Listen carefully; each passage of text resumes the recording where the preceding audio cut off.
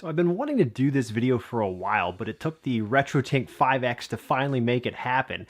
I know it's not arcade or Neo Geo related, and that's okay.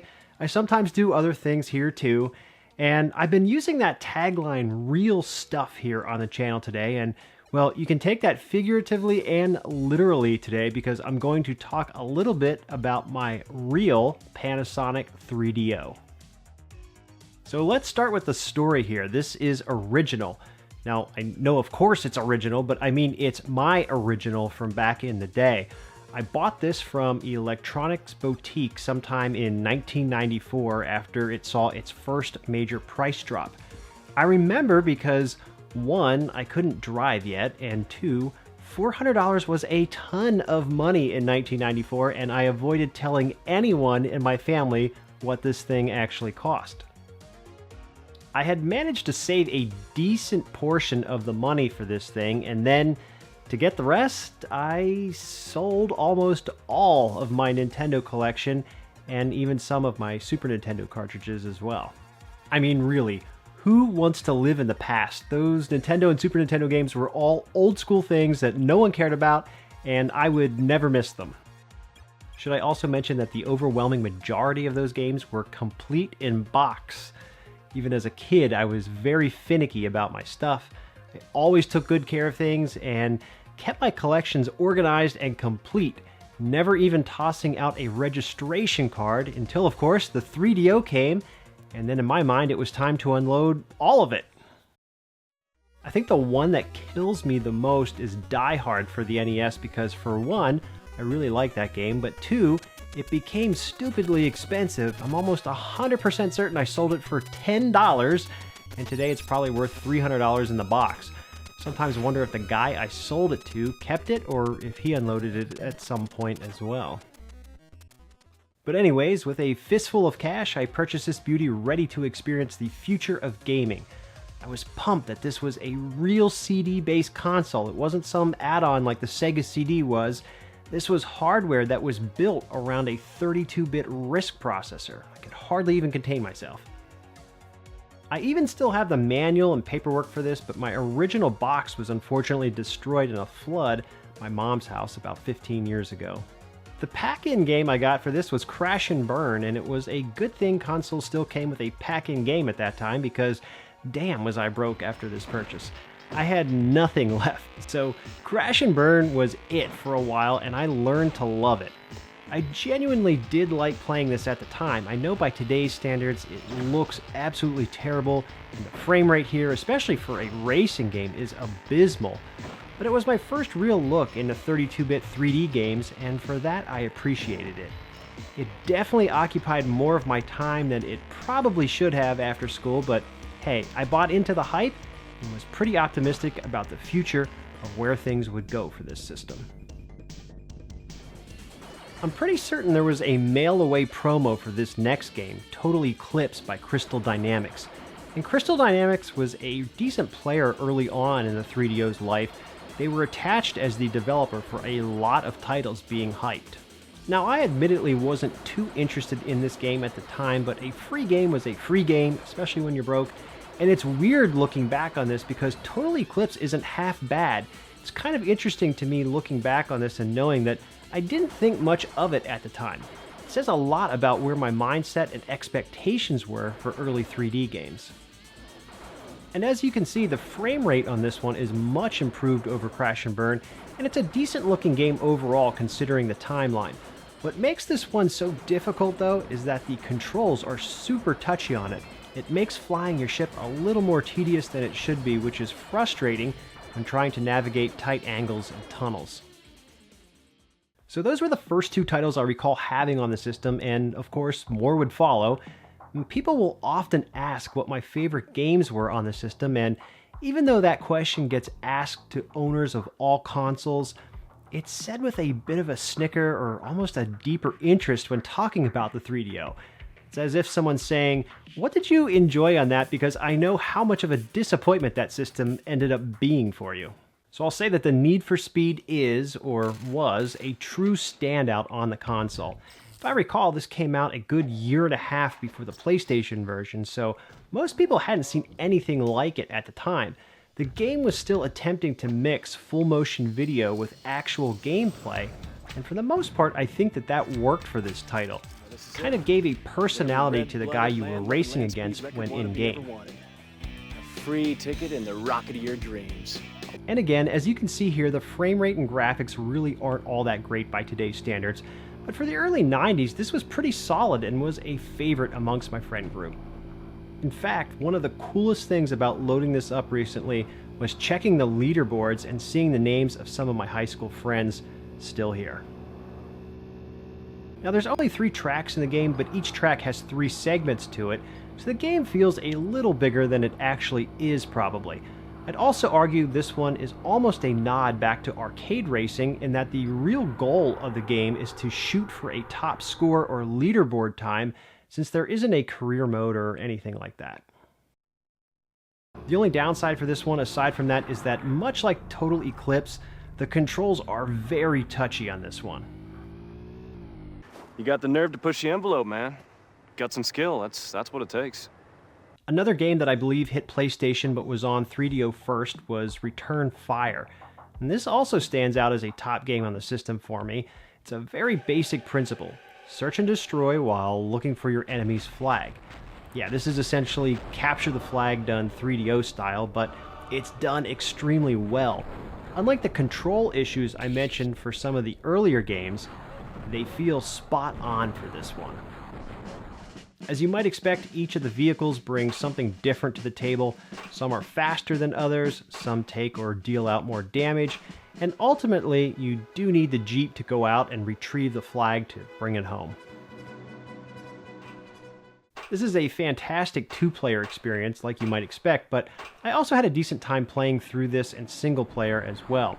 How well that holds up today may be up for debate, but I know that I spent quite a number of hours going solo on this one back in the day. Similar to Need for Speed's incorporation of full motion video, I like how they slip in the ticker tape parade upon conclusion of a successful flag capture. Also, the audio and use of classic music in this one was done really well too.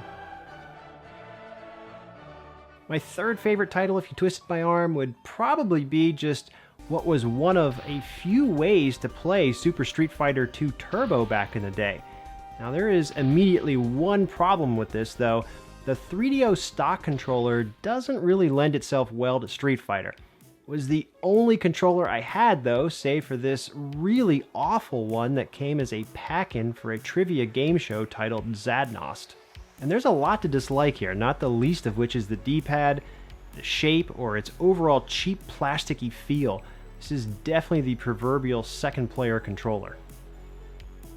Years later I picked up Capcom's 6-button controller, more so out of novelty than anything else, because at that time my days of this being my go-to way of playing Super Street Fighter 2 Turbo had long since passed.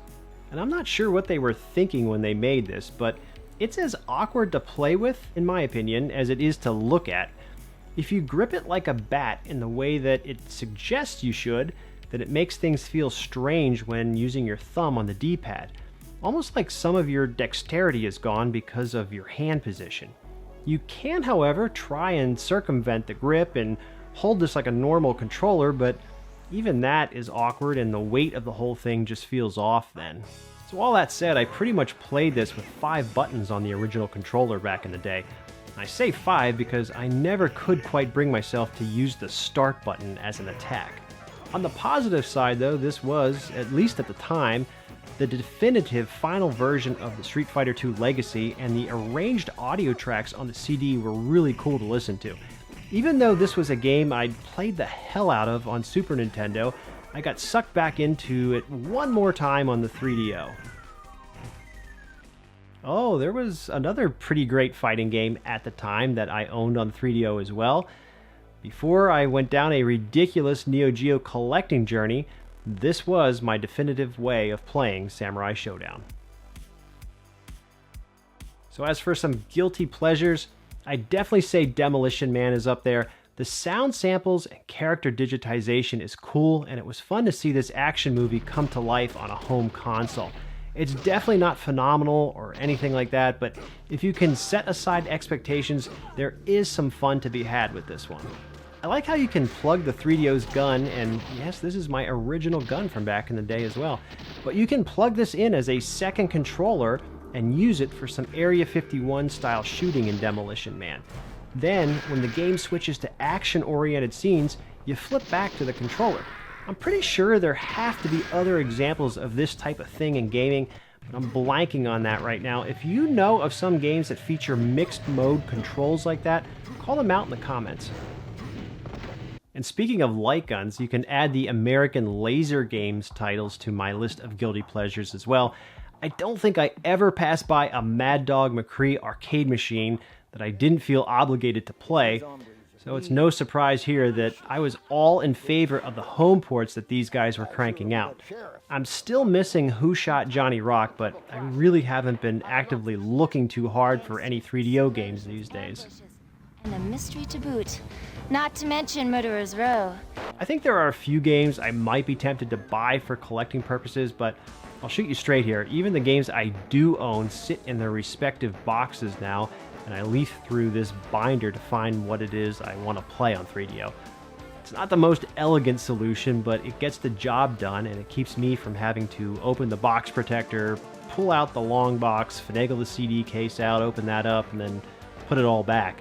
It's much easier to keep those gems right where they are. So what else about my 3DO experience? Someone always finds a way of bringing up Way of the Warrior, and yes, I was hyped for that as well. I definitely thought this would be better than the Mortal Kombat 2 ports, and sadly, wow, was it ever a real disappointment. The controls are just brutal on it, the jumping is absolutely ridiculous, and the whole zoom in, zoom out thing is more of a distraction than a novelty. The one saving grace, though, as many of you already know, is that White Zombie laid down the tracks for this one.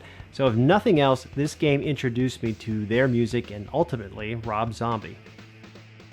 Also, everyone always brings up Star Control 2 for the 3DO, and you can brace yourself. I never owned it, and I've never played it. It just doesn't seem like a game that's in my wheelhouse, despite all of the great reviews it has. Speaking of never owning and never playing, I think that's probably the largest crime that was a result of me owning the 3DO. I never jumped on board with the Sega Saturn, and to this day I've never owned a Sega Saturn, and really I haven't ever played one outside of maybe the kiosks at Babbage's and Electronics Boutique back in the day.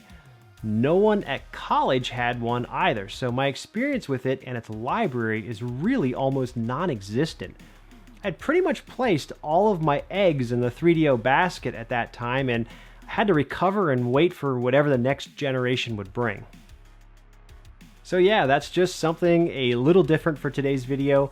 My experience with the Panasonic 3DO and the collection that I've held on to since the late 90s. I've added a few games to this that aren't original from back then, notably Return Fire Maps of Death and Slam and Jam 95, but overall these are my games from back then. This is the library that I thought was truly going to take me to the next level. Things don't always work out the way you plan, so if nothing else, it was a very obscure moment in gaming that I got to experience firsthand, for better or worse, and then share with you guys here today. So what is it a lot of YouTubers say? Is it worth it?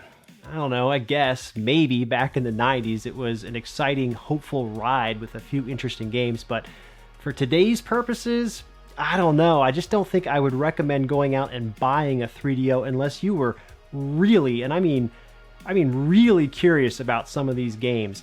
A lot of the better games, or at least versions of them, are available as ports elsewhere.